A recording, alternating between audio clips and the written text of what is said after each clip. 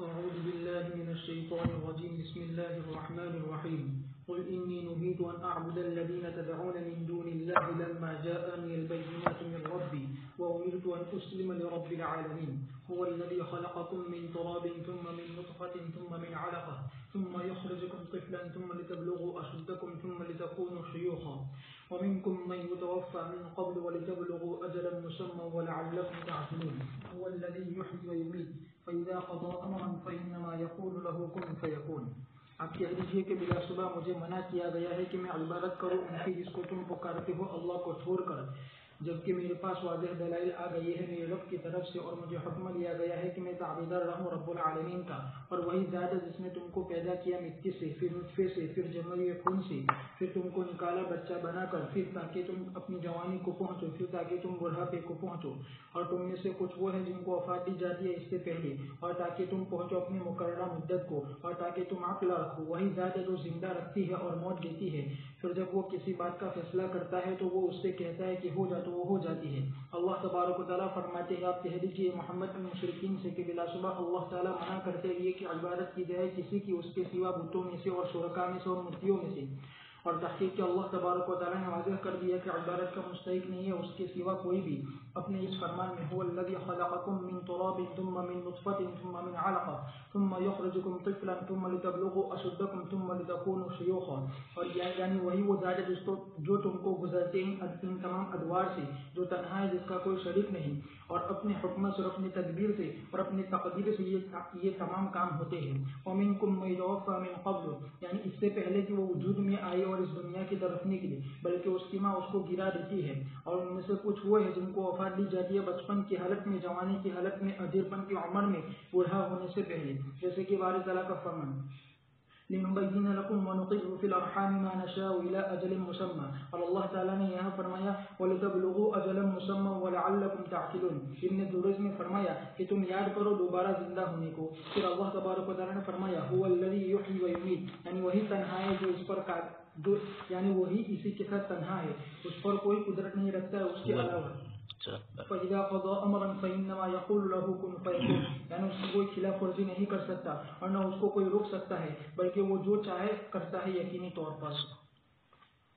أَلَمْ تَرَ إِلَى الَّذِينَ يُجَادِلُونَ فِي آيَاتِ اللَّهِ أَنَّىٰ يُصْرَفُونَ الَّذِينَ كَذَّبُوا بِالْكِتَابِ وَبِمَا أَرْسَلْنَا بِهِ رُسُلَنَا فَسَوْفَ يَعْلَمُونَ إِذِ الْأَغْلَالُ فِي أَعْنَاقِهِمْ وَالسَّلَاسِلُ يُسْحَبُونَ فِي الْحَمِيمِ ثُمَّ فِي النَّارِ يُسْجَرُونَ ثُمَّ قِيلَ لَهُمْ أَيْنَ مَا كُنتُمْ تُشْرِكُونَ مِن دُونِ اللَّهِ قَالُوا ضَلُّوا عَنَّا بَل لَّمْ نَكُن نَّدْعُو مِن قَبْلُ شَيْئًا كَذَٰلِكَ يُضِلُّ اللَّهُ الْكَافِرِينَ ذَٰلِكُم بِمَا كُنتُمْ تَفْرَحُونَ فِي الْأَرْضِ بِغَيْرِ الْحَقِّ وَبِمَا كُنتُمْ تَمْرَحُونَ ادْخُلُوا أَبْوَابَ جَهَنَّمَ خَالِدِينَ فِيهَا فَبِئْسَ مَثْوَى المتکبرین.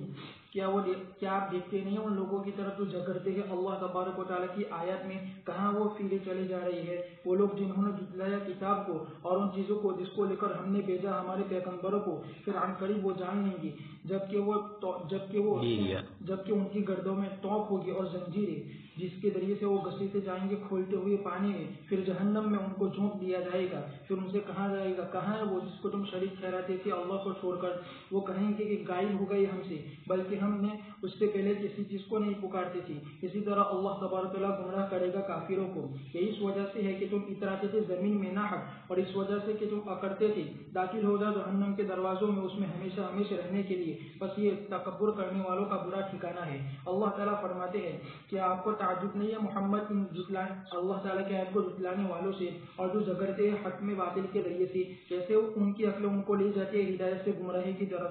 الذین کذبوا بالکتاب وبما ارسلنا به رسلنا، یعنی ہدایت اور وضاحت بیان سے. فسوف تعلمون، یہ بھی سخت دھمکی ہے اور تاکید وعید ہے اللہ تبارک و تعالیٰ کی طرف سے ان لوگوں کو، جیسا کہ اللہ تعالیٰ نے فرمایا وَوَيْلٌ يَوْمَئِذٍ لِّلْمُكَذِّبِينَ. اور باری تبارک و تعالیٰ کا فرمان اِذِ الْأَغْلَالُ فِي أَعْنَاقِهِمْ وَالسَّلَاسِلُ، یعنی وہ پڑے ہوئے ہوں گے توقوں میں فرشتوں کے ہاتھوں میں، جو ان کو گھسیٹ کر لے جائیں گے ان کے چہروں کے بل، کبھی تو کھولتے ہوئے پانی کی طرف اور کبھی جہنم کی طرف. اس لیے فرمایا یسحبون فی الحمیم ثم فی النار یسجرون، جیسا کہ اللہ تعالیٰ نے فرمایا یطوفون بینہا وبین حمیم آن. اور اللہ تعالیٰ نے فرمایا ثم انکم ایھا الضالون المکذبون لآکلون من شجر من زقوم. اور اللہ تبارک و تعالیٰ نے فرمایا خذوہ فاعتلوہ الی سواء الجحیم ثم صبوا فوق رأسہ من عذاب الحمیم ذق انک انت العزیز الکریم.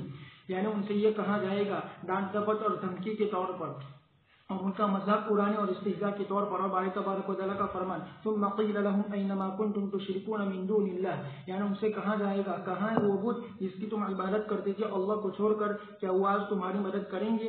قالوا ضلوا عنا، یعنی وہ چلے گئے بس انہوں نے ہم کو نہیں نفع دیا. بل لم نکن ندعو من قبل شیئا، یعنی انہوں نے ان کی عبادت کا انکار کیا، جیسا کہ اللہ تبارک و تعالیٰ کا فرمان ثم لم تكن فتنتهم الا ان قالوا والله ربنا ما كنا مشرکین. اسی لیے اللہ تعالیٰ نے فرمایا كذلك يذل الله الكافرين. اور بارے تعالیٰ کا فرمان ذلكم بما كنتم تفرحون في الارض بغير الحق وبما كنتم تمرحون، یعنی ان سے فرشتے کہیں گے کہ یہ حالت جس میں تم ہو یہ سزا ہے تمہارے اترانے کے بنا پر دنیا میں ناحق، اور تمہاری عقل اور تمہاری برائی اور تمہاری تکبر کے بنا پر. ادخلوا ابواب جہنم خالدین فیہا فبئس مثوى المتکبرین، یعنی برا ٹھکانہ ہے اور آرام کی جگہ ہے جس میں رسوائی ہے اور بری جگہ ہے جس میں رسوائی اور سخت عذاب ہے اس کے لیے جس نے تکبر کیا اللہ تعالیٰ کی آیت سے اور اس کے دلیلوں اور اس کی حجتوں کی پیروی کرنے سے. واللہ اعلم.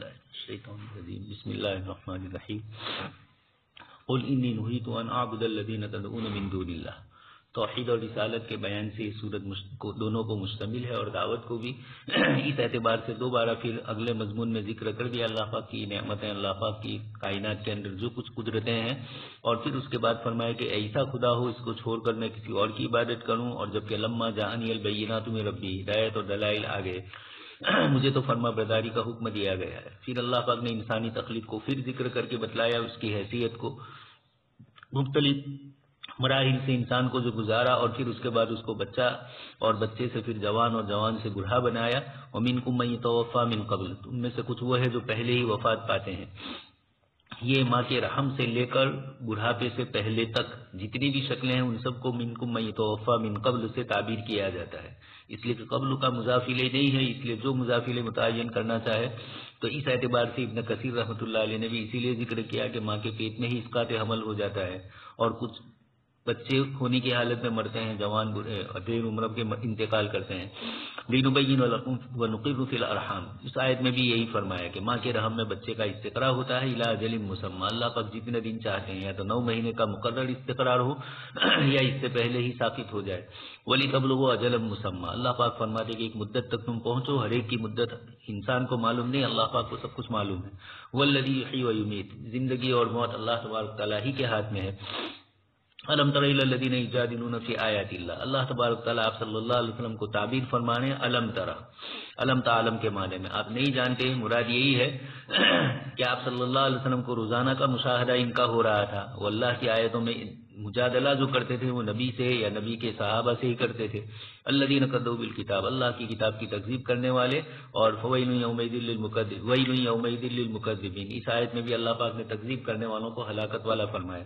اذ الاغلال فی اعناقہم، جہنم میں ان کو اس طریقے سے بیڑیوں میں اور زنجیروں میں جکڑ کر لایا جائے گا اور پھر کھینچ کر جہنم میں ڈال دیا جائے گا. پھر حمیم ثم فی النار، یا تو حمیم میں ہوں گے یا جحیم میں ہوں گے. ثم قیل لهم اینما کنتم تشرکون، پھر کہا جائے گا کہ جن کو اللہ کے ساتھ شریک کرتے تھے یہ سب تمہارے کہاں گئے؟ قالوا ضلوا عنا، وہ کہیں گے کہ آج کسی کام آنے والے نہیں ہے، بلکہ کبھی کبھار یہ بھی کہہ دیں گے جھوٹ، بل لم نکن ندعو من قبل شیئا، ہم نے کبھی ان کو پکارا ہی نہیں ہے، یہ جھوٹ ہوگا.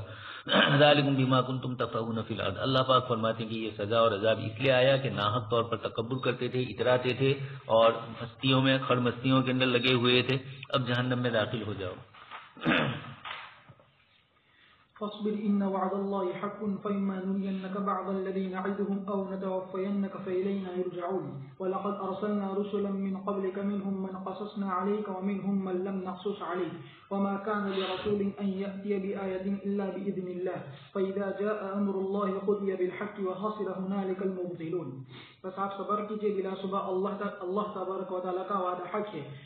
پھر اگر ہم آپ کو دکھا دیں، پھر ہم ضرور آپ کو دکھا دیں اس عذاب کا بعض حصہ جس کا ہم نے ان سے وعدہ کیا کرتے ہیں، یا تو ہم آپ کو وفات دے دیں پس ہماری طرف وہ لوٹائے جائیں گے. البتہ تحقیق کہ ہم نے رسولوں کو بھیجا تم سے پہلے آپ سے پہلے، اور ان میں سے کچھ وہ ہے جن کے قصے ہم نے آپ کے سامنے بیان کر دیے، اور ان میں سے کچھ وہ ہے جن کے قصے ہم نے آپ کے سامنے بیان نہیں کیے، اور رسول کے لیے مناسب نہیں ہے یہ کہ وہ کوئی معجزہ لے کر آئے مگر اللہ تبارک و تعالیٰ کے حکم سے، پھر جب اللہ تعالیٰ کا حکم آ جائے تو فیصلہ کر دیا جاتا ہے حق کے ساتھ، اور وہاں اہل باطل خسارے میں رہے۔ اللہ تبارک و تعالیٰ فرماتے ہیں حکم دیتے ہوئے اپنے رسول صلی اللہ علیہ وسلم کو صبر کے ذریعے سے ان لوگوں کی تکذیب پر جنہوں نے آپ کو جھٹلایا آپ کی قوم میں سے، فَإِمَّا نُرِيَنَّكَ بَعْضَ الَّذِي نَعِدُهُمْ، یعنی دنیا میں، اور اسی طرح واقع ہوا اس لیے کہ اللہ تبارک و تعالیٰ نے آپ کی آنکھوں کو ٹھنڈا کیا بدر کے دن، پھر اللہ تبارک و تعالیٰ نے آپ کو فتح مکہ سے نوازا اور ساری جزیرۃ العرب سے آپ کی حیات مبارکہ میں، اور باری تبارک و تعالیٰ کا فرمان او نتوفینک فإلینا یرجعون، یعنی ہم ان کو سخت عذاب چکھائیں گے آخرت میں۔ پھر اللہ تبارک و تعالیٰ نے آپ کو تسلی دیتے ہوئے فرمایا وَلَقَدْ أَرْسَلْنَا رُسُلًا مِّن قَبْلِكَ مِنْهُم مَّنْ قَصَصْنَا عَلَيْكَ، یعنی ان میں سے کچھ تو وہ ہے جن کی خبروں کو اور جن کے قصوں کو ہم نے آپ کی طرف وحی کے ذریعے بھیج دیا ان کی قوموں کے ساتھ کہ کیسے انہوں نے ان کو جھٹلایا، پھر رسولوں کا ہی اچھا انجام اور نصرت رہی۔ وَمِنْهُم مَّن لَّمْ نَقْصُصْ عَلَيْكَ، اور وہ بہت زیادہ ہے ان لوگوں کے مقابلے میں جس کا ذکر کیا، یعنی دگنے کے دگنے ہیں، جیسا کہ وضاحت گزر چکی اس پر سورہ نساء میں، وَلِلَّهِ الْحَمْدُ وَالْمِنَّةُ۔ باری تبارک و تعالیٰ کا فرمان وَمَا كَانَ لِرَسُولٍ أَن يَأْتِيَ بِآيَةٍ إِلَّا بِإِذْنِ اللَّهِ، یعنی رسول میں سے کسی کے لیے مناسب نہیں ہے یہ کہ وہ اپنی قوم کے پاس خارق عادت کوئی چیز لے کر آئے مگر یہ کہ اللہ تبارک و تعالیٰ ان کو حکم دے اس میں، پس یہ دلالت کرتی ہے اس بات کی سچائی پر جس کو لے کر انبیاء ان کے پاس آئے۔ فَإِذَا جَاءَ أَمْرُ اللَّهِ، اور یہ اس کا عذاب ہے اور اس کی سزا ہے جس میں جو مکذبین کو گھیرنے والی ہے، قُضِيَ بِالْحَقِّ، پھر مومنوں کو نجات دی جائے گی اور کافر کو ہلاک کر دیا جائے گا۔ اس لیے اللہ تبارک و تعالیٰ نے فرمایا وَخَسِرَ هُنَالِكَ الْمُبْطِلُونَ اللہ الذي جعل لكم الانعام لتركبوا منها ومنها تأكلون ولكم فيها منافع ولتبلغوا عليها حاجة في صدوركم وعليها وعلى الفلك تحملون ويريكم آياته فأي آيات الله تنكرون، اور وہی اللہ ہے جس نے تمہارے لیے چوپایوں کو بنایا تاکہ تم اس پر سواری کرو اور ان میں سے کچھ کو تم کھاتے ہو اور تمہارے لیے اس میں منافع ہے، اور تاکہ تم اس پر سوار ہو کر اس ضرورت کو پہنچو جو تمہارے سینوں میں ہے، اور اس پر اور کشتیوں پر تم کو سوار کرایا جاتا ہے، اور اللہ تبارک و تعالیٰ تمہیں دکھاتا ہے اپنے نشانیوں کو، بس تم اللہ کی کن کن نشانیوں کا انکار کرو گے۔ اللہ تبارک و تعالیٰ فرماتے ہیں احسان فرماتے ہوئے اپنے بندوں پر ان چیزوں میں جو ان کے لیے پیدا کی، یعنی چوپائی، اور وہ اونٹ ہے، گائے ہے اور بکری ہے، بس اس میں سے ان کی سواری کے کام آتے ہیں، اور ان میں سے کچھ کو تم کھاتے ہو، بس اونٹ وہ کھاتے ہیں، اور ان میں سے کچھ کو وہ کھاتے ہیں، بس اونٹ پر سواری کی جاتی ہے اور اس کو کھایا جاتا ہے اور اس کے دودھ کو پیا جاتا ہے اور دوہا جاتا ہے، اور اس پر بوجھ کو لادا جاتا ہے سفروں میں اور دور دراز کے ملکوں تک، اور گائے کہ اس کو بھی کھایا جاتا ہے اور اس کا دودھ پیا جاتا ہے اور اس پر اس کے ذریعے سے زمین کو جوتا جاتا ہے، اور بکری اس کو کھایا جاتا ہے اور اس کے دودھ کو پیا جاتا ہے، اور ان کی تمام چیزیں کاٹی جاتی ہے، یعنی اس کے اون، اس کے بال، اس کی کھال، پھر اس کے ذریعے سے فرش اور کپڑے اور سامان بنائے جاتے ہیں۔ اسی لیے اللہ تعالیٰ نے فرمایا لِتَرْكَبُوا مِنْهَا وَمِنْهَا تَأْكُلُونَ وَلَكُمْ فِيهَا مَنَافِعُ وَلِتَبْلُغُوا عَلَيْهَا حَاجَةً فِي صُدُورِكُمْ وَعَلَيْهَا وَعَلَى الْفُلْكِ تُحْمَلُونَ، اور باری تبارک و تعالیٰ کا فرمان وَيُرِيكُمْ آيَاتِهِ، یعنی اس کی حجت اور اس کی دلیل آفاق میں اور تمہاری ذات میں، فَأَيِّ آيَاتِ اللَّهِ تُنْكِرُونَ، یعنی تم قابل نہیں ہو اس کی نشانیوں میں سے کسی بھی چیز کے انکار کرنے پر مگر یہ کہ تم نے عناد رکھا اور حد ڈرنے کی۔ تصویر نواد اللہ یقون، بار بار آپ صلی اللہ علیہ وسلم کو اگلی صورتوں میں بھی اس کو ذکر فرمایا، اور اس صورت میں بھی مکی صورتوں میں ان واقعات اور ان حالات کو ذکر کر کے بتلایا کہ پچھلی امتوں نے جیسے اپنے نبیوں کو ستایا، اپنے نبیوں کے ساتھ بدماشی کی، یہ مکہ والے بھی کریں گے، اطراف والے بھی کریں گے۔ آپ کو صبر کا دامن تھامتے رہنا ہے، اللہ کا وعدہ سچا ہے، ایک دن پورا ہو کر رہے گا۔ فَإِمَّا نُرِيَنَّكَ، یا تو آپ کی حیات ہی کے اندر آپ کو اللہ پاک بعض وہ چیزیں بتلا دیں گے جن کا ان سے مشرکین سے وعدہ کیا۔ چنانچہ فتح مکہ سے پہلے تک کئی اس طرح کے حالات سے گزرے آپ صلی اللہ علیہ وسلم اور صحابہ، اللہ پاک نے تھوڑی جماعت کو بھی کم من فئۃ قلیلۃ کو غلبہ دیا۔ او نتوفینک، یا آپ کی وفات کے بعد اللہ تبارک تعالیٰ کریں گے جیسے ایران اور روم والوں کے ساتھ آپ کی وفات کے بعد ہوا، پورے جزیرۃ العرب میں آپ صلی اللہ علیہ وسلم کی حیات مبارکہ ہی میں اللہ پاک نے فتح نصیب فرما دی۔ وَلَقَدْ أَرْسَلْنَا رُسُلًا مِّن قَبْلِكَ، آپ سے پہلے بہت سارے رسولوں کو بھیجا جن میں سے کچھ کے قصے قرآن نے ذکر کیے۔ 25 انبیاء کرام علیہ السلام کا تو صراحتاً نام لیا، 3 نبیوں کے نام نہیں لیے، ان کی صفات ذکر کی، حضرت حزقیل، حضرت شمویل اور حضرت عزیر علیہ السلام۔ وما کان لرسول ان یأتی بآیۃ الا بإذن اللہ، جن کا نام نہیں لیا گیا لم نقصص علیک، وہ بہت بڑی تعداد ہے، یہ تو چند انبیاء کرام ہی کا ذکر کیا۔ وما کان لرسول ان یأتی بآیۃ الا بإذن اللہ، رسول اپنی طرف سے کوئی چیز نہیں، یہ رسول کو نہیں کہا جا رہا ہے، مشرکین کو کہا جا رہا ہے کہ ہمارے نبی جو بھی ہماری طرف سے وحی لاتے ہیں اور اس کی تائید کے لیے اللہ پاک کی طرف سے معجزات سے نوازا جاتا ہے، یہ معجزات یہ اپنی طرف سے نہیں لا رہے ہیں، اور اللہ کی طرف سے دیے گئے تب بھی جب اللہ چاہتے ہیں تبھی نبی بتلا سکتے ہیں، نبی اپنی طرف سے نہیں کر سکتے۔ یہ نبی کی یعنی نبی کو بھی نعوذ باللہ خدائی تصورات میں لوگ نہ لے آئے ہیں، اس کی طرف اشارہ، اور مشرکین کو یہ اشارہ کہ یہ ہمارے نبی ہی ہے تب تو یہ چیز لے کر آتے ہیں اور کسی کو ہم نہیں دیتے ہیں۔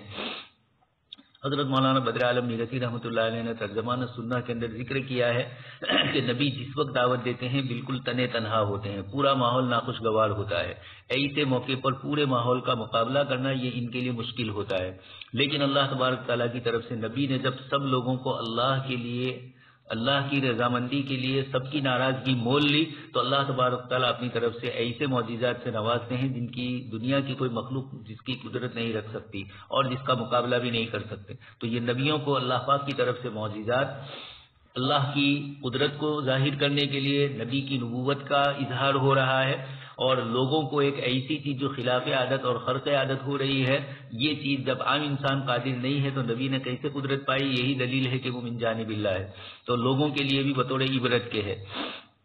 فَإِذَا جَاءَ أَمْرُ اللَّهِ، جب اللہ کا حکم آتا ہے تو فیصلہ ہو جاتا ہے۔ پچھلی امتوں پر اللہ پاک کا فیصلہ آیا، اس امت میں بھی اللہ تبارک تعالیٰ کی طرف سے بدر، حنین وغیرہ یہ سارے معرکے پیش آئے۔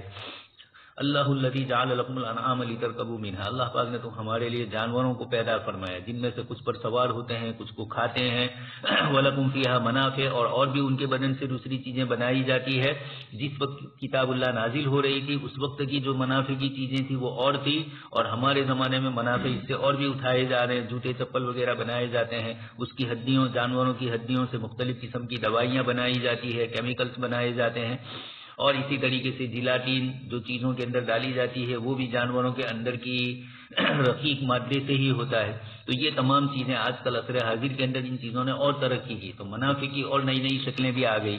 کتاب اللہ نے اجمال ذکر کر دیا، قیامت تک جتنے منافع آنے والے ہیں وہ سب اس کو شامل ہے۔ وَلِتَبْلُغُوا عَلَيْهَا حَاجَةً فِي صُدُورِكُمْ، دل میں ہے کہ چلو مجھے فلاں جگہ جانا ہے، گدھے پر بیٹھ گئے، گھوڑے پر بیٹھ گئے، اونٹ پر بیٹھ گئے، اور اس طریقے سے ان جانوروں سے سفر بھی آسان ہوتا ہے۔ اور یہ تو ہے ہی یہ جانور، تو اس کے علاوہ اللہ پاک نے کشتیوں پر بھی سوار کیا، اور ہر زمانے میں انسانوں نے کشتیوں کا فائدہ اٹھایا، استمبروں کا فائدہ اٹھایا، اور آج بھی دنیا کا بہت بڑا سامان کشتیوں ہی کے ذریعے، استمبروں ہی کے ذریعے ادھر سے ادھر جاتا ہے، اس لیے کہ ہوائی جہاز کے ذریعے تو تھوڑا سا مال آئے گا، کارگو ایئر کے ذریعے بھی تھوڑا ہی مال پہنچ سکے گا، ہوائی جہاز کی ایک کیپیسٹی ہے، اور اس کے مقابلے میں استمبریں بڑی بڑی ہوتی ہے، بروچ شہر جتنی بڑی ہوتی ہے، اتنی لمبی چوڑی وسیع و عریض بھی بنائی گئی ہے، جس کے اندر کتنے کرکٹ کے گراؤنڈ بھی بنائے جاتے ہیں، اور بڑے بڑے ہوائی جہاز بھی اس میں رکھے جاتے ہیں دشمنوں پر حملہ کرنے کے لیے۔ سمندروں میں امریکہ کا نوکادر بیٹھا ہوا ہے ہر جگہ پر، تو اتنی بڑی بڑی استمبریں ان کے پاس ہے۔ اللہ پاک فرماتے ہیں وَعَلَى الْفُلْكِ تُحْمَلُونَ، لاد کر جاتے ہو، چاہے اپنے کو اٹھاؤ چاہے اور دوسری چیزوں کو، وَيُرِيكُمْ آيَاتِهِ، اللہ پاک یہ ساری اپنی نشانیاں بتلاتے ہیں، پھر انسان کیسے انکار کر سکتا ہے۔ أفلم يسيروا في الأرض فينظروا كيف كان عاقبة الذين من قبلهم كانوا أكثر منهم وشد قوة وآثارا في الأرض فما أغنى عنهم ما كانوا يكسبون فلما جاءتهم رسلهم بالبينات فرحوا بما عندهم من العلم وحاق بهم ما كانوا به يستهزئون فلما رأوا بأسنا قالوا آمنا بالله وحده وكفرنا بما كنا به مشركين فلم يكن ينفعهم إيمانهم لما رأوا بأسنا سنت اللہ الذی قد خلت فی عبادی وخسر هنالک الکافرون، کیا وہ چلے پھرے نہیں زمین میں کہ پھر وہ دیکھتے کہ کیسا انجام ہوا ان لوگوں کا جو ان سے پہلے تھے، وہ زیادہ تھے ان کے مقابلے میں اور سخت تھے قوت کے اعتبار سے، اور زمین میں بہت زیادہ نشانیوں والے تھے، پس نہیں فائدہ لیا ان کو ان چیزوں نے جو وہ کماتے تھے۔ تو جب ان کے پاس آئے ان کے پیغمبر واضح دلائلوں کو لے کر، واضح دلیلوں کو لے کر، تو وہ اترائے اس علم پر جو ان کے پاس تھا اور اس معلومات پر جو ان کے پاس تھا، اور ان کو جھیل لیا اس عذاب میں جس کا وہ مذاق اڑایا کرتے تھے۔ تو جب انہوں نے ہمارا عذاب دیکھ لیا تو انہوں نے کہا، وہ کہنے لگی کہ ہم ایمان لائے اللہ پر جو تنہا ہے، اور ہم نے انکار کر دیا ان چیزوں کا جس کو ہم شریک ٹھہراتے تھے، بس ان کو نفع نہیں دے گا ان کا ایمان، جبکہ انہوں نے ہمارے عذاب کو دیکھ لیا۔ اور اللہ کا یہی طریقہ رہا ہے جو اپنے بندوں میں تحقیق کے جو اپنے بندوں میں جاری ہے، اور خسارے میں رہے وہاں کافی۔ اللہ تبارک و تعالیٰ بتلاتے ہیں رسولوں کو جھٹلانے والے امتوں کے بارے میں قدیم زمانے میں، اور اس سخت عذاب کے بارے میں جو ان پر نازل ہوا ان کے سخت مضبوط ہونے کے باوجود، اور وہ چیزیں جو انہوں نے زمین میں پیچھے چھوڑی، اور انہوں نے جس کو جمع کیا مالوں میں سے، بس کوئی فائدہ نہیں دیا ان کو ان چیزوں نے، اور نہ ان کو لوٹایا درجہ برابر اللہ کے عذاب میں سے کچھ بھی۔ اور یہ اس لیے کہ جب ان کے پاس پیغمبر آئے واضح دلیلوں کو لے کر اور قطعی حجتوں کو لے کر اور یقین براہین کو لے کر، تو انہوں نے اس کی طرف توجہ نہیں کی اور نہ انہوں نے اس کو قبول کیا، اور بے نیازی کی اس معلومات کے بنا پر جو ان کے پاس تھے ان کے دعوے کے مطابق ان چیزوں کے مقابلے میں جن کو لے کر پیغمبر علیہ والسلام ان کے پاس آئے۔ امام مجاہد نے فرمایا کہ انہوں نے کہا کہ ہم زیادہ جاننے والے ہیں ان کے مقابلے میں، ہرگز ہم کو دوبارہ نہ زندہ کیا جائے گا اور نہ ہم کو ہرگز عذاب دیا جائے گا۔ امام سدی نے فرمایا فرحوا بما عندهم من العلم بحال، یعنی وہ اترائے اس معلومات پر جو ان کے پاس تھے ان کے دعوے کے مطابق، بس ان کے پاس اللہ تبارک و تعالیٰ کا عذاب آیا جس کو کوئی روکنے والا نہیں ہے۔ وحاق بهم، یعنی ان کو گھیر لیا، ما كانوا به يستهزئون، یعنی وہ جھٹلاتے تھے اور باعث سمجھتے تھے اس عذاب کے واقع ہونے کو۔ لما رأوا بأسنا، یعنی انہوں نے معائنہ کر لیا عذاب کے واقع ہونے کا جو ان پر ہوا، قالوا آمنا بالله وحده وكفرنا بما كنا به مشركين، یعنی انہوں نے اللہ تبارک و تعالیٰ کی توحید بیان کی اور انکار کیا بتوں کا، اور لیکن اس وقت ان سے درگزر نہیں کیا جائے گا، ان کی خطاؤں سے درگزر نہیں کیا جائے گا، اور نہ معذرت ان کو نفع دے گی۔ اور یہ جیسے کہ ایسا ہی ہے جیسا کہ فرعون نے کہا اس وقت جس وقت کہ اس کو سمندر نے پکڑ لیا، آمنت انہ لا غرق نے پکڑ لیا، جس وقت کہ اس کو غرق نے پکڑ لیا، آمنت انہ لا الہ الا الذی آمنت به بنو اسرائیل وانا من المسلمین، بس اللہ تبارک و تعالیٰ نے اس کی ایمان کو قبول نہیں کیا، اس لیے کہ تحقیق کہ اللہ تعالیٰ نے اپنے نبی موسیٰ علیہ السلام کی دعا کو قبول کر لیا تھا، اسی لیے اللہ تعالیٰ نے یہاں فرمایا فلم یکن ینفعهم ایمانهم لما رأوا بأسنا سنت اللہ التي قد خلت في عبادی، یعنی اللہ تبارک و تعالیٰ کا حکم ہے ان تمام لوگوں کے بارے میں جو توبہ کرے عذاب کے دیکھنے کے وقت کہ ان کی توبہ قبول نہیں کرے گا اللہ تعالیٰ، اس لیے فرمایا حدیث میں کہ بلا شبہ اللہ تعالیٰ توبہ بندے کی توبہ قبول نہیں کرتا ہے، قبول کرتا ہے جب تک کہ گڑبڑی کی حالت نہ ہو جائے، اس لیے اللہ تعالیٰ نے فرمایا وَخَسِرَ هُنَالِكَ الْكَافِرُونَ۔ افلم یسیروا فی الارض، کئی آیتیں اس طرح کی آئی، واقعات بھی آئے، اور پھر اللہ پاک نے دوبارہ اس کا ذکر بھی کیا۔ مشرکین مکہ زمین میں چلتے پھرتے تھے، یمن اور شام کے اسفار کثرت سے ہوتے تھے، اور اسی کے اندر یہ معذب قوموں کے مقامات بھی آتے تھے، کانوا اکثر منہم، ان سے تعداد میں بھی زیادہ تھے، واشد قوتا، مضبوط بھی بڑے تھے، قداور تھے، وہ آثارا فی الارض، اور زمین میں ان کے نشانات بھی انہوں نے بہت چھوڑے، بڑی بڑی بلڈنگیں منزلیں بنائی، وہ سارے محلات اور ساری بڑی چیزیں خندرات کی شکل میں آج بھی موجود ہے۔ فما اغنی عنہم ما کانوا یکسبون، جو کچھ وہ کرتے تھے ان چیزوں نے ان کو کوئی فائدہ نہیں پہنچایا۔ جب اللہ کے رسول واضح دلائل لے کر آئے تو اس وقت وہ اترائے، بما عندہم من العلم، جو کچھ دنیاوی معلومات تھی اس کو انہوں نے اپنے اعتبار سے یہ سمجھا کہ نبی سے زیادہ نعوذ باللہ ہم جانتے ہیں۔ عصر حاضر میں بھی دنیا میں جو کچھ چیزیں ہیں معلومات کے اعتبار سے، جس کو ظاہر میں علم سے بھی تعبیر کیا جاتا ہے، حضرت مولانا شبیر احمد عثمانی رحمۃ اللہ علیہ فرماتے ہیں کہ روئے زمین پر سب سے زیادہ جس لفظ کا غلط استعمال کیا گیا وہ لفظ علم ہے۔ دنیاوی تعلیم والے اس کو اس میں لے رہے ہیں، شریعت مطہرہ کے علم والے اس کو علم حقیقی اللہ کے علم کے لیے لے رہے ہیں، اور وہی حقیقت میں ہے، لیکن اس کو علم سے تعبیر کیا گیا ہے۔ ہمارے کچھ علماء کہتے ہیں کہ علم اس کو کہا ہی نہ جائے، تو یہ لفظ قرآن کریم کی آیات کے ظاہر میں ذالک مبلغہم من العلم، وہاں بھی فرمایا یہاں بھی فرمایا، لیکن یہ علم وہ نہیں ہے۔ ہمارے یہاں کے ایک پروفیسر صاحب تھے، وہ مجھے کہہ رہے تھے ایک مرتبہ کہ حدیث شریف میں ہے اطلب العلم ولو بالسین، اور اس اعتبار سے چائنا اس زمانے میں کہاں شریعت تھی، وہاں تو ٹیکنالوجی تھی، اس لیے چائنا یعنی دنیاوی ٹیکنالوجی بھی اس حدیث سے ثابت ہے۔ میں نے ان کو کہا کہ یہ حدیث شریف کا جو مقام ہے محدثین کے نزدیک وہ آپ نہیں جانتے ہیں، اس پر کثرت سے کلام ہوا ہے، اور دوسری اس سے زیادہ حصی مثال آپ یہ بتلا دیجئے کہ آپ صلی اللہ علیہ وسلم کی اس روایت کے بعد کوئی چائنا گیا تھا صحابی محض اس لیے اطلب العلم کی نسبت سے؟ تو کوئی نہیں گیا. چائنا گئے تو دعوت کی نسبت سے صحابہ کی جماعتیں پہنچی ہے وہاں. خیر تو من العلم اللہ پاک نے یہاں پھر بھی اس کو علم سے تعبیر کیا، تو یہ معلومات وغیرہ کے مفاہیم میں دنیاوی علم کے اعتبار سے. آج بھی گویا دنیاوی علم کے مقابلے میں اللہ کی وحی یہ پختہ اور مضبوط ہوتی ہے.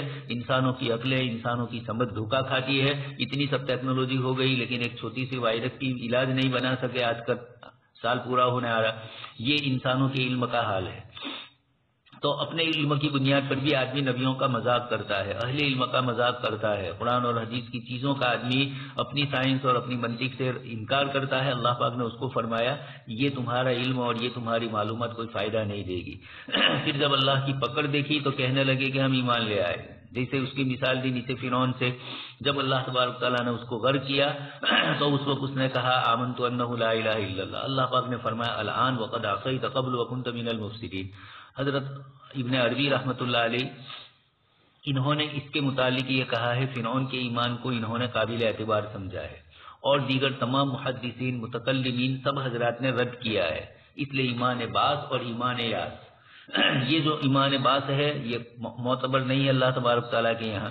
اس لیے تمام محدثین اور مفسرین کا یہی کہنا ہے کہ فرعون کا ایمان قابل اعتبار نہیں تھا اور اللہ پاک نے اس کو غرق کیا اسی بنیاد پر. حضرت مولانا شاہ عبد الحق محدث دہلوی رحمۃ اللہ علیہ نے اس مسئلے کو اپنی کتاب تکمیل الایمان میں اٹھایا جو عقائد کی کتاب ہے، اور مولانا انظر شاہ رحمۃ اللہ علیہ انظر شاہ کشمیری رحمۃ اللہ علیہ نے اس کا اردو ترجمہ کیا ہے اور نام ہے ایمان کیا ہے. لیکن ایمان کیا ہے حضرت مولانا منظور نعمانی کی بھی ہے، اور یہ شاہ عبد الحق محدث دہلوی رحمۃ اللہ علیہ کی عربی کتاب تکمیل الایمان کا اردو ترجمہ ہے، اس کا نام بھی ایمان کیا ہے. تو تکمیل الایمان میں حضرت شاہ عبد الحق محدث دہلوی رحمۃ اللہ علیہ نے دلائل سے ثابت کیا ہے جمہور کا مطلب، اور شیخ ابن عربی نے جو بات کہی اس کا رد کیا ہے. تو شیخ کی عبارتیں اور اسی طریقے سے علامہ شعرانی رحمۃ اللہ علیہ کی عبارتیں، یہ حضرات جو علماء صوفیاء کرام میں سے ہے اور علماء متکلمین بھی کہا جاتا ہے، شیخ ابن عربی کی طرف کچھ باتیں غلط بھی منسوخ کر دی گئی ہے. جو آپ نے نہیں کہی وہ بھی آپ کی طرف ہے. ابھی اس وقت جو ارطغرل ڈرامہ چل رہا ہے ترکی والا اردو میں، اس کے اندر بھی شیخ ابن عربی کو بہت بڑھا چڑھا کر پیش کیا ہے اور ان کے نام سے بہت ساری باتیں بھی اس میں کہی جاتی ہے.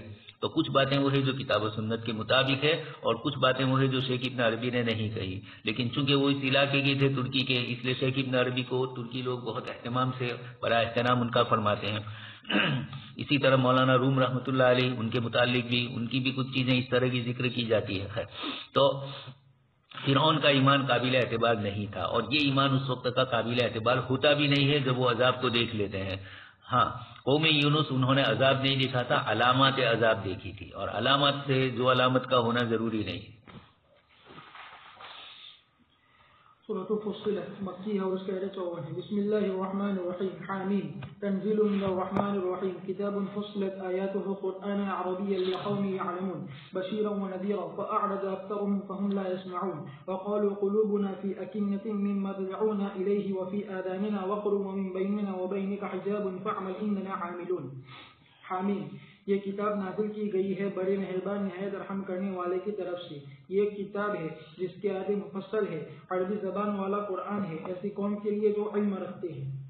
بشارت دینے والی ہے اور ڈرانے والی ہے. بس آیات کیا ان میں سے اکثر لوگوں نے بس وہ سنتے نہیں ہے، اور وہ کہتے ہیں کہ ہمارے دل پردوں میں ہے ان چیزوں سے جس کی طرف آپ ہم کو بلاتے ہیں، اور ہمارے کانوں میں بوجھ ہے، اور ہمارے درمیان تمہارے درمیان ایک پردہ ہے. بس تم عمل کرو، ہم بھی عمل کرنے والے ہیں. اللہ تعالیٰ فرماتے ہیں حامیم تنزیل من الرحمن الرحیم، یعنی یہ قرآن کریم نازل ہوا ہے بڑے مہربان نہایت رحم کرنے والے اللہ کی طرف سے، جیسا کہ اللہ تعالیٰ نے فرمایا قل نزلہ روح القدس من ربک بالحق. اور باری تعالیٰ کا فرمان کتاب فصلت آیاتہ، یعنی اس کے معانی واضح ہے اور اس کے احکام مستحکم ہیں. قرآن عربیہ، یعنی اس قرآن کے عربی زبان ہونے کی حالت میں وہ بین ہے اور واضح ہے، اس کے معانی مفصل ہے اور اس کے الفاظ واضح ہے. جیسے کہ باری تعالیٰ کا فرمان کتاب احکمت آیاتہ ثم فصلت من لدن حکیم خبیر، یعنی وہ معجز ہے اس کے لفظ کے اعتبار سے اور اس کے معنی کے اعتبار سے. باری تعالیٰ کا فرمان یقوم یعلمون، یعنی اس کو جانتے ہیں علماء راسخین. بشیرا و نذیرا، یعنی کبھی تو مؤمنوں کو بشارت سناتا ہے اور کبھی کافروں کو ڈراتا ہے. فأعرض أكثرهم فهم لا يسمعون، یعنی اکثر پورے لوگ کو اس میں سے کسی بھی چیز کو نہیں سمجھتے ہیں اس کے واضح ہونے کے باوجود. وقالوا قلوبنا في أكنة، یعنی ڈھکے ہوئے پردے میں، مما تدعون إليه وفي آذاننا وقر، یعنی بہرے ان چیزوں سے جس کی طرف جس کو لے کر آپ ہمارے پاس آئے. ومن بیننا وبینک حجاب، بس ہم تک کوئی چیز نہیں پہنچ سکتی ان باتوں میں سے جو تم کہہ رہے ہو. فعمل اننا عاملون، یعنی تم بھی عمل کرو اپنے طریقے پر، ہم بھی عمل کرتے ہیں اور ہم تمہاری اتباع نہیں کریں گے. امام بغوی نے روایت کی اپنے تفسیر میں جابر بن عبداللہ رضی اللہ تعالیٰ عنہ سے فرمایا کہ ایک دن قریش جمع ہوئی، پھر انہوں نے کہا کہ دیکھو تم میں سب سے زیادہ علم والا کون ہے، جادوگری کے اعتبار سے، کہانت کے اعتبار سے، شعر و شاعری کے اعتبار سے. پھر چاہیے کہ وہ شخص آئے جس میں ہماری جماعتوں کے درمیان تفریق کر دی، جائے اس شخص کے پاس، پھر وہ جائے اس شخص کے پاس جس نے تفریق کر دی ہماری جماعتوں میں اور ہمارے کام میں فوٹ ڈال دی ہے اور ہمارے دین میں عیب گیری کی. بس چاہیے کہ وہ اس سے بات کرے اور ہم دیکھیں کہ وہ اس کا کیا جواب دیتا ہے. بس انہوں نے کہا کہ ہم کسی کو نہیں جانتے عتبہ بن ربیعہ کے علاوہ. تو انہوں نے کہا آپ ہی ابو الولید. بس عتبہ آپ کے پاس آیا، پھر اس نے کہا محمد تم بہتر ہو یا عبداللہ؟ تو رسول اللہ صلی اللہ علیہ وسلم خاموش رہے. پھر اس نے کہا کہ تم بہتر ہو یا عبد المطلب؟ تو رسول اللہ صلی اللہ علیہ وسلم خاموش رہے. پھر کہا کہ اگر تم یہ سمجھتے ہو کہ یہ لوگ بہتر تھے تمہارے مقابلے میں تو تحقیق کہ انہوں نے عبادت کے ان معبودوں کی جس کی تم عیب گیری کرتے ہو، اور اگر تم یہ سمجھتے ہو کہ تم بہتر ہو ان کے مقابلے میں تم بات کرو یہاں تک کہ تمہاری بات سن لی جائے. یقیناً اللہ کی قسم ہم نے نہیں دیکھا کسی رذیل انسان کو کبھی تو زیادہ گورا ہو اپنی قوم پر تمہارے مقابلے میں. بس آپ نے ہماری جماعتوں کے درمیان تفریق ڈال دی ہے، ہمارے کام میں فوٹ ڈال دی ہے اور ہمارے دل میں عیب گیری کی ہے اور ہم کو رسوا کر دیا ہے سارے عادت میں، یہاں تک کہ البتہ تحقیق کے ان میں مشورہ ہو گیا ہے، ان میں یہ بات پھیل گئی ہے کہ قریش میں ایک جادوگر ہے اور یہ کہ قریش میں ایک کاہن ہے اور خدا کی قسم منتظر نہیں ہے مگر حاملہ کی آواز کی مانند کا یہ کہ ہم میں سے باز کھڑا ہو جائے باز کی طرف تلواروں کو لے کر یہاں تک کہ ہم ختم ہو جائے. یہ وہ شخص اگر تجھے کسی چیز کی ضرورت ہے تو ہم تیرے لیے جمع کرتے ہیں یہاں تک کہ تو قریش میں سب سے زیادہ مالدار شخص ہو جائے گا. اور اگر تجھے نکاح کی ضرورت ہے تو تو پسند کر قریش کی جس عورت سے اور قریش کی عورتوں میں سے جس سے تو چاہے تو ہم تمہاری شادی کرا دیں گے ایسی 10 عورتوں سے. تو رسول اللہ صلی اللہ علیہ وسلم نے فرمایا کیا تم کہہ چکے؟ اس نے کہا جی ہاں. تو رسول اللہ صلی اللہ علیہ وسلم نے یہ سورت پڑھی بسم اللہ الرحمن الرحیم حامیم تنزیل من الرحمن الرحیم یہاں تک کہ اس آیت تک پہنچے. فَإِنْ أَعْرَضُوا فَقُلْ أَنذَرْتُكُمْ صَاعِقَةً مِثْلَ صَاعِقَةِ عَادٍ وَثَمُودَ. بس عتبہ نے آپ کے منہ پر ہاتھ رکھ دیا اور آپ کو قسم دینے لگا رشتہ داری کی اور لوٹ آئے اپنے گھر کی طرف اور وہ نہیں نکلا قریش کی طرف اور اپنے آپ کو روکے رکھا. تو ابو جہل نے کہا یہ قریش کی جماعت خدا کی قسم ہم عتبہ کو نہیں دیکھتے ہیں مگر تحقیق کہ وہ جھک گیا محمد کے سامنے اور اس کو اس کا کھانا اچھا لگنے لگا ہے اور یہ اس کے ساتھ نہیں ہوا مگر ضرورت کی وجہ سے جو اس کو پہنچی ہے. بس تم چلو ہمارے ساتھ اس کے پاس. تو ابو جہل نے کہا اے عتبہ تجھے کسی چیز نے ہم تجھے نہیں روکا کسی چیز نے تجھ کو ہم سے نہیں روکا ہے مگر یہ کہ تو جھک گیا محمد کے سامنے اور تجھے اس کا کھانا اچھا لگنے لگا ہے. پھر اگر تجھے ضرورت ہے مال کی تو ہم تیرے لیے جمع کرتے ہمارے مالوں میں سے جو تجھے بے نیاز کر دے گا محمد کے کھانے سے. اور عتبہ غصے ہو گیا اور اس نے قسم کھائی کہ وہ ہرگز کبھی بھی محمد سے بات نہیں کرے گا اور کہا کہ اللہ کی قسم البتہ تحقیق سے تم جانتے ہو کہ میں قریش میں سب سے زیادہ مالدار آدمی ہوں اور لیکن میں ان کے پاس آیا اور ان کے سامنے سارا واقعہ سنا دیا. پھر مجھے انہوں نے ایسی چیز کے ذریعے سے جواب دیا کہ خدا کی قسم وہ نہ تو شاعر ہے نہ کہانت ہے نہ جادوگر ہے. اور انہوں نے یہ سورت پڑھی بارہ تعالیٰ کے اس فرمان تک فَإِنْ أَعْرَضُوا فَقُلْ أَنذَرْتُكُمْ صَاعِقَةً مِثْلَ صَاعِقَةِ عَادٍ وَثَمُودَ. بس میں نے ان کے منہ پر ہاتھ رکھ دیا اور ان کو قسم دی رشتہ داری کی یہ کہ وہ رک جائے اور تحقیق کہ تم جانتے ہو کہ محمد صلی اللہ علیہ وسلم جب کوئی بات کہتے ہیں تو وہ جھوٹ نہیں بولتے ہیں. بس مجھے ڈر ہے کہ تم پر عذاب نازل ہو. حامیم تنزیل من الرحمن الرحیم. سورت کا نام ہی فصلت رکھا گیا، حامیم سجدہ بھی رکھا گیا چونکہ اس صورت کے اندر سجدہ بھی ہے اور اللہ پاک نے اس کی آیتوں کو کھول بتلانے کے سلسلے میں یہاں پر صاف فرما دیا کتاب اللہ اہل لسان کے لیے کسی قسم کی کوئی چیز منجلک نہیں تھی. کچھ کلمات ہے تو وہ بھی مکہ مکرمہ اور مدینہ منورہ کے اطراف میں بولے جاتے تھے چاہے وہ دوسری قوموں کے الفاظ ہو. حبشی کچھ الفاظ آئے اور دوسری زبانوں کے، تو دنیا بھر کی تمام زبانوں میں یہ ہوتا ہے کہ ایک زبان کے ساتھ دوسری زبان خلط ملط ہوتی ہے. ہندوستان میں 600 سال تک فارسی زبان رہی تو گجراتی اور اردو میں بہت سارے الفاظ ایسے ہیں جو فارسی کے ہیں لیکن اتنے بگاڑ دیے گئے ہیں کہ لوگوں کو معلوم ہی نہیں ہو رہا ہے کہ یہ فارسی لفظ تھا. تو کتاب الفصلت آیاتہ، اللہ تبارک تعالیٰ نے اپنی کتاب کی آیتوں کو کھول کر بتلایا تاکہ دوسری روایت میں موجود ہے کہ اندھوں کو بینائی آ جائے اور گونگے سمجھنے لگے. قرآن عربیہ، خالص عربی زبان، ایک دو کلمات اگر اس کے دوسری زبان کے آ گئے تو اس سے وہ قرآن عربی ہونے سے رد نہیں ہوتی ہے. اچھا، اور پھر اس کے ساتھ ساتھ کتاب اللہ نے فصلت آیاتہ ذکر کیا. نحوی صرفی تراکیب میں بھی کوئی اس طرح کا گنجلک پنا نہیں ہے، اور خیر تراکیب تو اجمیوں کو ضرورت پڑتی ہے، اہل لسان کو تراکیب کی ضرورت نہیں پڑتی ہے.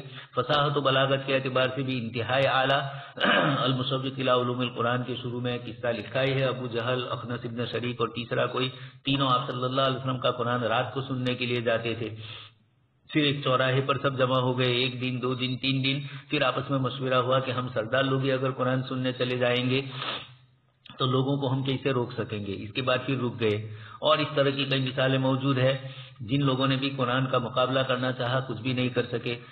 وہاں بیت اللہ کی چوکھٹ کے پاس لٹکا دیا جاتا تھا کسی کا عربی کا شاندار کلام ہو، شاعری ہو، اس کو جب کسی صحابی نے سورہ اخلاص کو لٹکا دیا تو سب حیران ہو گئے اور یہ کہا کہ یہ تو کوئی انسانی کلام معلوم نہیں ہو رہا ہے. بشیرا و نذیرا، اور بھی بہت ساری مثال ہیں قرآن کریم کی فصاحت و بلاغت کی. بشیرا و نذیرا دونوں کے لیے آئے ہیں. فارد اکثرهم فهم لا يسمعون. صحابہ کرام اللہ کے رسول صلی اللہ علیہ وسلم نے مشرکین کے سامنے قرآن کو پیش کیا، اکثر لوگوں نے انکار کیا. وقالوا قلوبنا فی اکنۃ مما تدعونا الیہ، اور یہ کہا کہ ہمارے کانوں میں دانت لگے ہوئے ہیں، پردے لگے ہوئے ہیں، جو کچھ باتیں آپ کہتے ہو اندر جاتی ہی نہیں ہے. اور قلوبنا غلف، دل بھی ہمارے بند ہے. وفی آذانہم وقرا، ہمارے کانوں میں بھی دانت ظاہری بھی لگا دیتے تھے. الہین یستغشون ثیابہم، وہاں پر بھی آیت میں موجود ہے. وقر ومن بیننا وبینک حجاب، دانت بھی ہے اور ہمارے اور آپ کے درمیان حجاب ہے، یعنی دوری ظاہری نہیں ہے، مانوی اور فکر کی دوری ہے. فعمل اننا عاملون، آپ اپنا کرتے رہیے، ہمیں اپنا کرتے دیجیے. جب آپ صلی اللہ علیہ وسلم کی دعوت مکہ مکرمہ میں پھیلنے لگی اور حاجیوں کے سلسلے میں بھی جب لوگ آتے تھے دوسرے قبائل حج کے موسم میں تو آپ صلی اللہ علیہ وسلم کی دعوت وہ غور سے سنتے تھے. مشرکین مکہ نے دیکھا کہ اب حج کا موسم آ رہا ہے تو کسی طریقے سے روکا جائے اور یہ تو دین بدن یہ دین آگے بڑھ رہا ہے، تو کہا جو سب سے زیادہ جاننے والا ہو، جو سب سے زیادہ مالدار ہو، سب سے زیادہ فصیح و بلیغ شاعری کی دنیا کا ہو. چنانچہ عتبہ کو پسند کیا گیا. عتبہ آپ صلی اللہ علیہ وسلم کے پاس گیا اور چند بیجا اشکالات کیے. آپ صلی اللہ علیہ وسلم نے ان کا کوئی جواب ہی نہیں دیا. اب بہتر ہو یا آپ کے والد دادا بہتر ہے، ان کا جواب دینے کی ضرورت نہیں ہے. آج کل بہت سے لوگ مسئلہ کھڑا کر دیتے ہیں. حضرت مولانا اسماعیل شہید رحمۃ اللہ علیہ سے پوچھا گیا تو اس کے جواب میں آپ نے علم غیب کا مسئلہ ذکر کیا، لیکن اس کو بھی بریلویوں نے کتنا بڑا ہنگامہ پیدا کر دیا. علم غیب کے سلسلے میں آپ صلی اللہ علیہ وسلم کے اور آپ سے زیادہ دوسرے جانتے ہیں. حضرت تھانوی رحمۃ اللہ علیہ کی حفظ الایمان میں بھی اسی طرح امکان کسب کا، حضرت نانوتوی کا آپ صلی اللہ علیہ وسلم کی نبوت کی ختم کا مسئلہ حدیث ابن عباس کی بنیاد پر 7 آسمان اور 7 زمین والا. تو یہ اس قسم کی چیزیں ہیں کہ ان کو چھیڑا نہ جائے، اور اگر وہ اس کو ذکر بھی کرے تو ان چیزوں کو زیادہ توجہ نہ دی جائے. بزرگوں نے جواب دے دیا تو اس کے بعد یہ مسائل کھڑے ہوئے.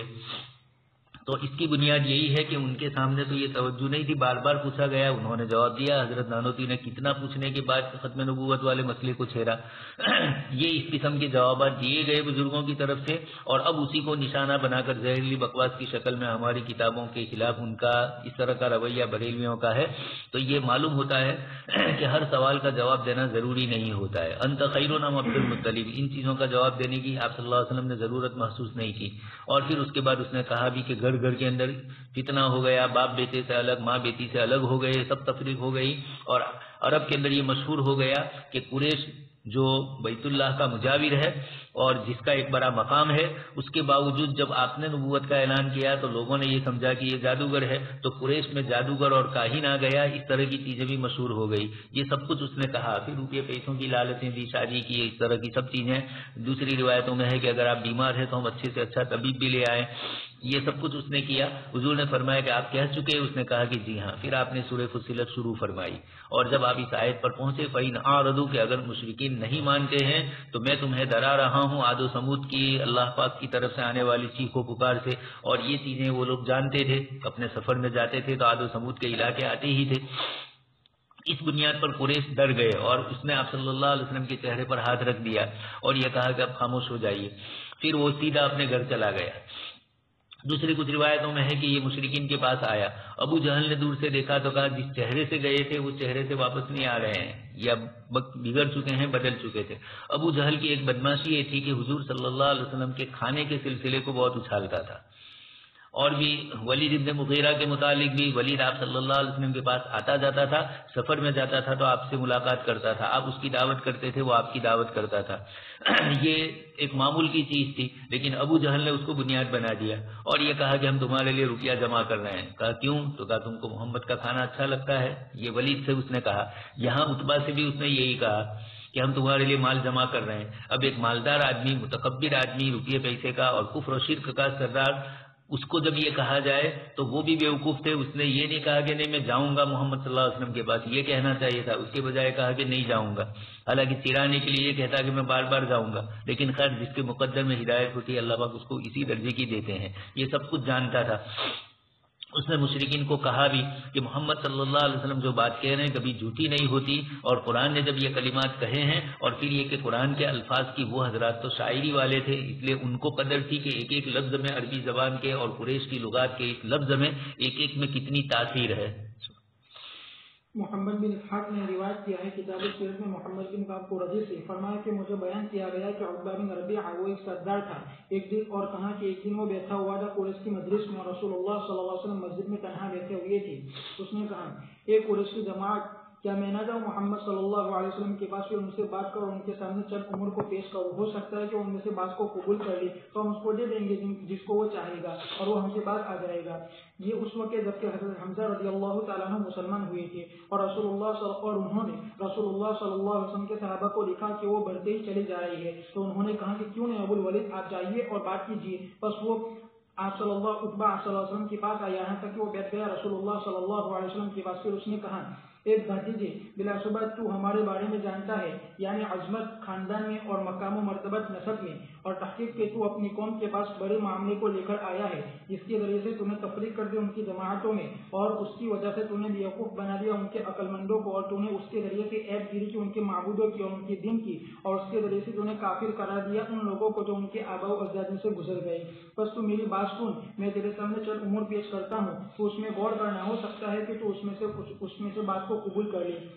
راوی نے کہا کہ آپ صلی اللہ علیہ وسلم نے اس سے کہا کہ ابو الولید میں سن رہا ہوں. تو اس نے کہا اے بھتیجے، اگر تو بلا صبح ارادہ رکھتا ہے ان باتوں سے جس کو لے کر تو آیا ہے، یعنی اس دین سے، مال کا، تو ہم تیرے لیے جمع کرتے ہیں ہمارے مالوں میں سے، یہاں تک کہ تو سب سے زیادہ مالدار اس مال کے اعتبار سے ہو جائے گا. اور اگر تو اس کے ذریعے سے شرافت کا ارادہ رکھتا ہے تو ہم تمہیں اپنا سردار بنا دیتے ہیں، یہاں تک کہ ہم کسی بھی امور کو طے نہیں کریں گے آپ کے علاوہ. اور اگر تو اس کے ذریعے سے چاہتا ہے بادشاہ تو ہم تم کو ہمارا بادشاہ بنا دیتے ہیں. اور اگر وہ دن جو تمہارے پاس آتا ہے جس کو تم دیکھتے ہو اس کو روکنے کی تم طاقت نہیں رکھتے اپنی داد سے، تو ہم تمہارے لیے اچھے اچھے طبیب بلاتے ہیں اور ہم اس میں ہمارے مالوں کو خرچ کریں گے یہاں تک کہ آپ اس سے شفایاب ہو جائیں گے.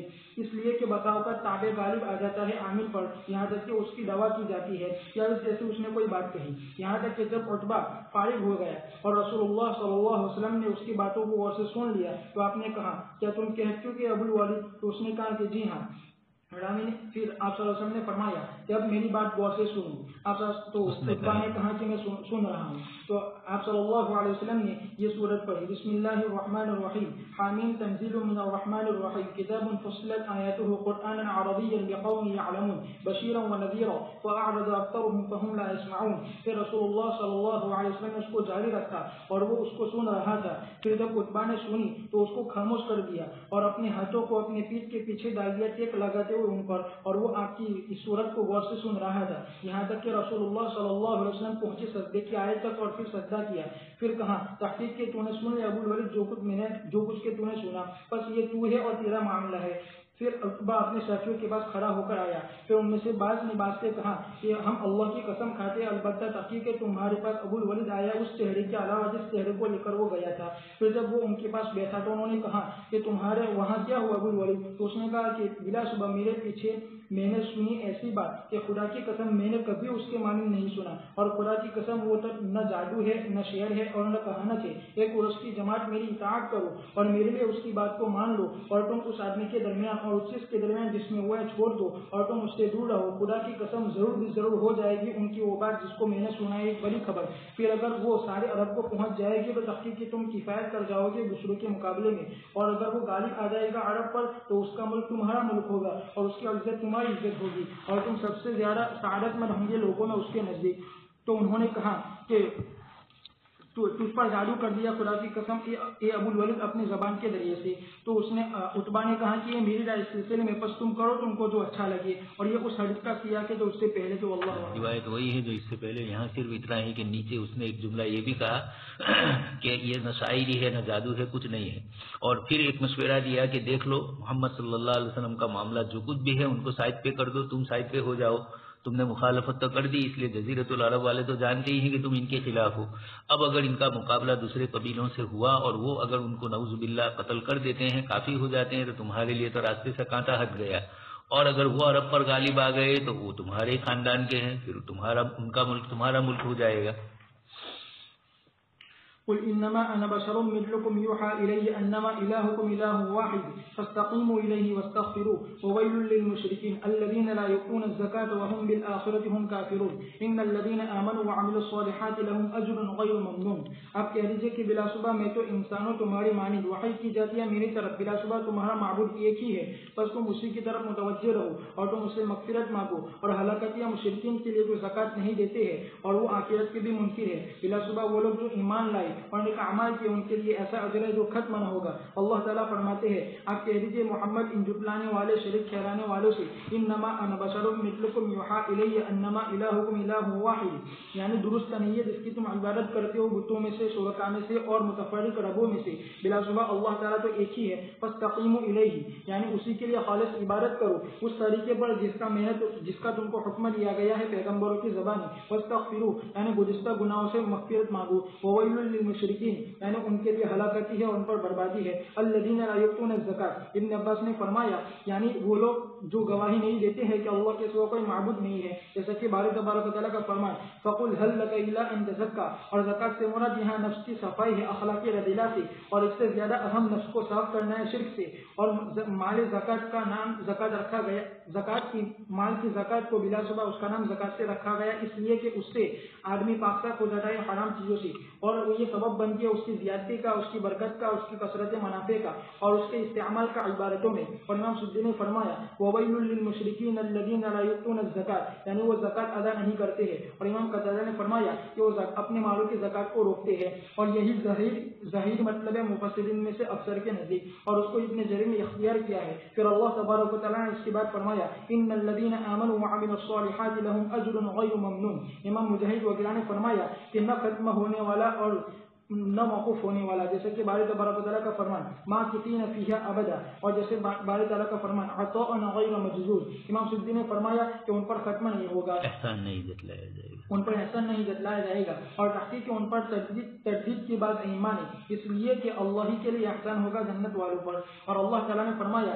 بل اللہ یمن علیکم ان ہداکم للایمان, اور جنت والوں نے کہا فمن اللہ علینا ووقانا عذاب السموم. اور رسول اللہ صلی اللہ علیہ وسلم نے فرمایا مگر یہ کہ اللہ تبارک و تعالیٰ مجھے ڈھانپ لے اپنی رحمت سے اور فضل سے.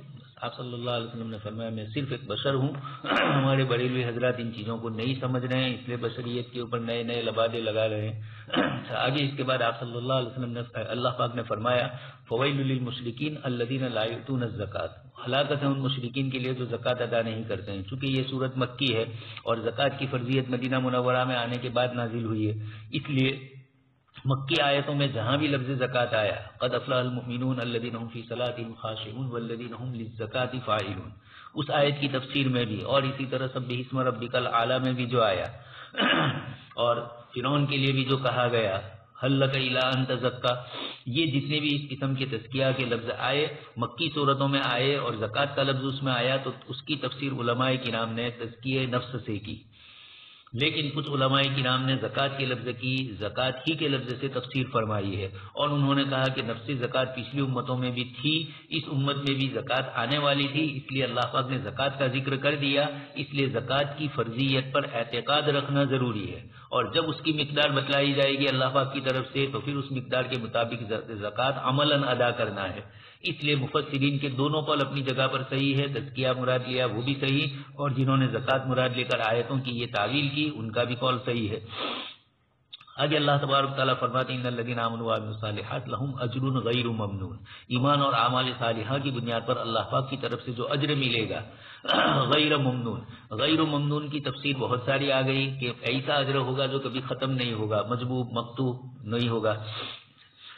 اور اسی طرح کی ایک مثال دوسری بھی ذکر فرمائی، ماکثین فیہا ابدا، اللہ پاک نے فرمایا ہمیشہ ہمیشہ رہیں گے.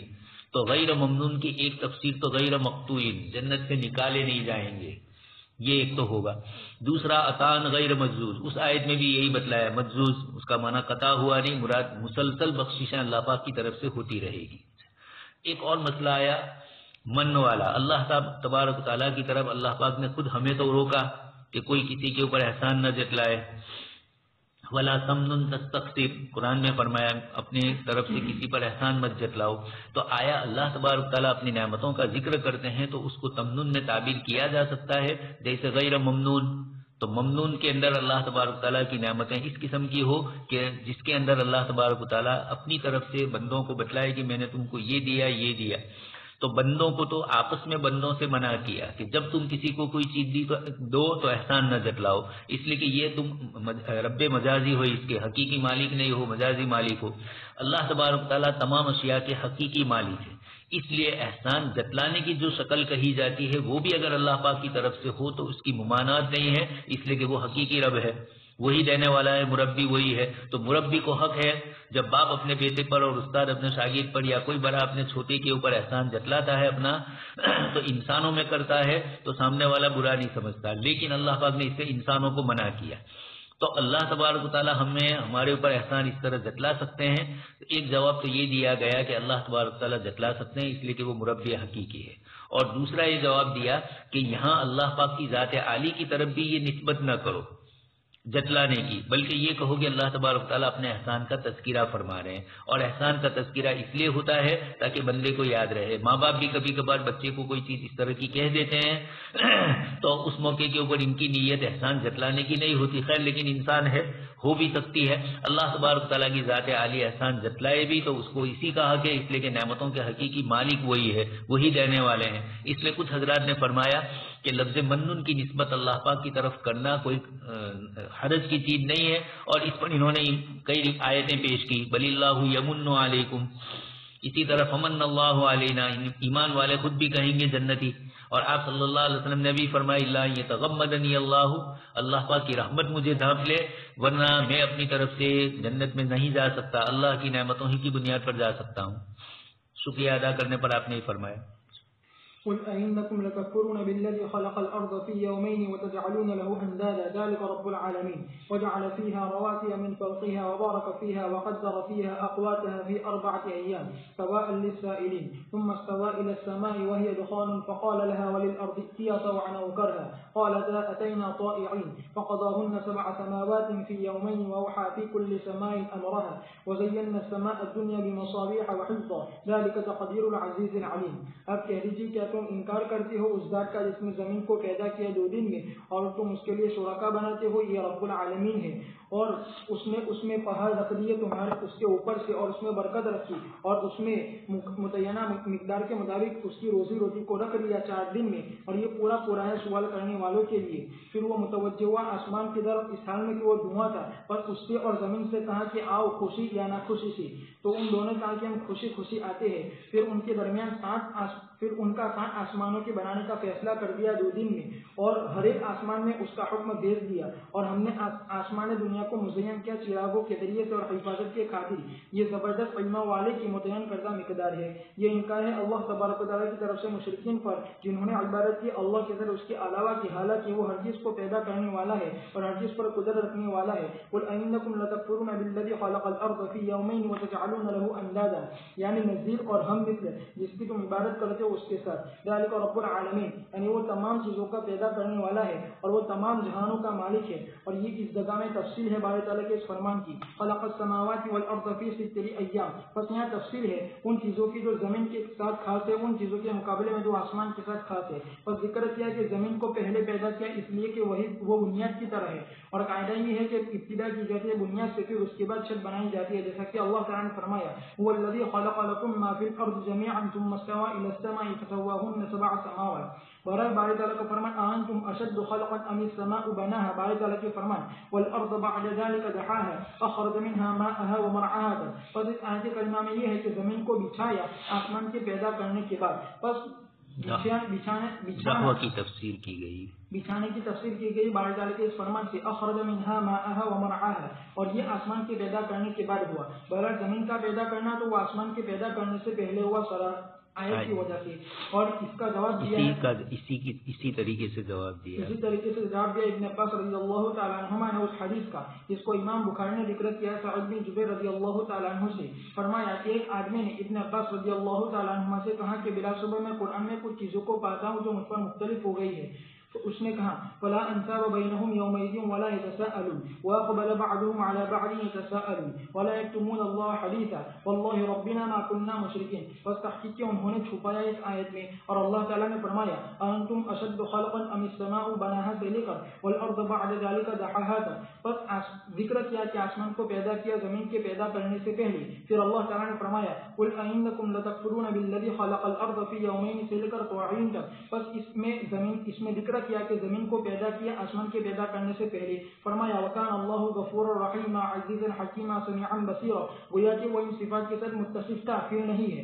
ابن عباس رضی اللہ تعالیٰ عنہ نے فرمایا فلا انساب بینہم یومئذ ولا یتساءلون، یہ نفخہ اولیٰ کے وقت ہوگا جیسا کہ اللہ تعالیٰ نے فرمایا فصعق من فی السماوات ومن فی الارض الا من شاء اللہ، اور یہ نفخہ اخری کی حالت ہے. واقبل بعضهم على بعض یتساءلون. بہرحال باری تعالیٰ کا فرمان واللہ ربنا ما كنا مشرکین ولا یکتمون اللہ حدیثا. بس اللہ تبارک و تعالیٰ اخلاص والوں سے ان کے گناہ کو معاف کر دیں گے تو مشرکین کہیں گے کہ آؤ ہم بھی کہتے ہیں کہ ہم شرک نہیں کرتے تھے. بس مہر لگا دی جائے گی ان کے منہوں پر. پھر ان کے ہاتھ بولیں گے. اس وقت وہ جان لیں گے کہ اللہ تعالیٰ سے کسی بھی بات کو چھپایا نہیں جا سکتا، اور اس وقت وہ چاہیں گے یود الذین کفروا. اور زمین کو پیدا کیا 2 دن میں، پھر آسمان کو پیدا کیا، پھر متوجہ کو آسمان کی طرف ان کو برابر کیا دوسرے 2 دن میں، پھر زمین کو بچھایا. اور اس کا بچھانا یہ ہے کہ اس میں سے نکالا پانی کو، چارے کو، اور پہاڑوں کو پیدا کیا، اور ریت کو، اور جمادت کو، اور ٹیلوں کو، اور ان چیزوں کو جو ان کے درمیان ہے دوسرے 2 دن میں. بس یہی باری تعالیٰ کا فرمان ہے دحاها. اور باری تعالیٰ کا فرمان خلق الارض فی یومین. بس زمین کو پیدا کیا ان چیزوں کو جو اس میں ہے 4 دن میں، اور آسمان کو پیدا کیا 2 دن میں. وکان اللہ غفور الرحیم، یعنی اس نے خود اپنی ذات کو اس کے ساتھ موسوم کیا ہے. اور یہ باری تعالیٰ کا فرمان خدا کی قسم برابر اسی طرح رہے گا. اس لیے کہ اللہ تعالیٰ کسی چیز کا ارادہ نہیں کرتے ہیں مگر اس کو پورا کر دیتے ہیں جس کا انہوں نے ارادہ کیا. بس تم پر ہرگز قرآن مختلف نہ ہو، اس لیے کہ سارا کا سارا قرآن اللہ تعالیٰ کی طرف سے ہے. اس آیت کی تفسیر کر رہے ہیں. اللہ تبارک تعالیٰ فرماتے ہیں کہ زمین کو 4 دن میں اللہ نے پہلے 2 دن میں پیدا فرمایا. وتجعلون له اندادا، ایسے خدا کے ساتھ بھی دوسروں کو شریک کرتے ہیں. پھر اس کی تفسیر فرمائی اللہ تبارک تعالیٰ نے زمین کے اندر پہاڑ وغیرہ رکھے. فی 4 ایام، 4 دن یہ ہوئے، 2 دن تخلیق زمین کی اور 2 دن میں زمین کا دحو ہوا.